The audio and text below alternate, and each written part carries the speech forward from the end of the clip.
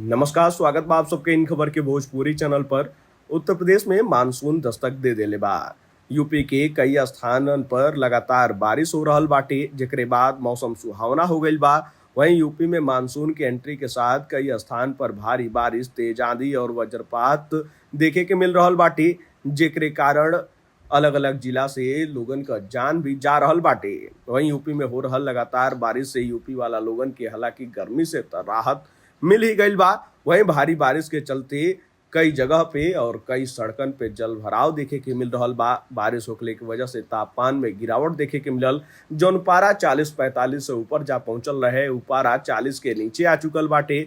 खासकर अगर पूर्वांचल का बात कल जाओ तो गोरखपुर, देवरिया, बलिया, बस्ती, कुशीनगर, मऊ के आसपास के इलाका में लगातार बारिश देखे के मिल रहल बाटे, जेकरे बाद मौसम सुहावना हो गईल बा। पारा में भारी गिरावट देखे के मिलल और भीषण गर्मी से राहत के बाद लोग खुश भी नजर आ रहल बा।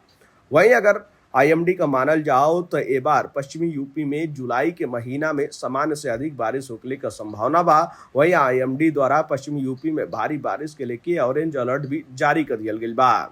आईएमडी का मानल जाओ तो आगरा, अलीगढ़, बरेली, फिरोजाबाद, गौतम बुद्ध नगर, गाजियाबाद, हापुड़, हरदोई, हाथरस, जालौन, झांसी, कन्नौज, कानपुर, कौशाम्बी, मैनपुरी, मथुरा, मेरठ, मुरादाबाद, मुजफ्फरनगर, पीलीभीत, रामपुर, सहारनपुर, संभल, ये कुछ ऐसा जिला बाटे जहां पे आंधी और वज्रपात के लेके अलर्ट भी जारी कल गईल बा। वहीं आपको बता दें कि मानसून का असर पश्चिमी उत्तर प्रदेश में भी होखे लागल बा। दिल्ली से सटल इलाका यानी कि दिल्ली एनसीआर के इलाका में कल बारिश देखे के मिलल, जेकरे बाद मौसम सुहावना भइल। काहे कि उससे पहले उमस भरी गर्मी रहे, जेकरे वजह से लोग बहुत ही परेशान रहे।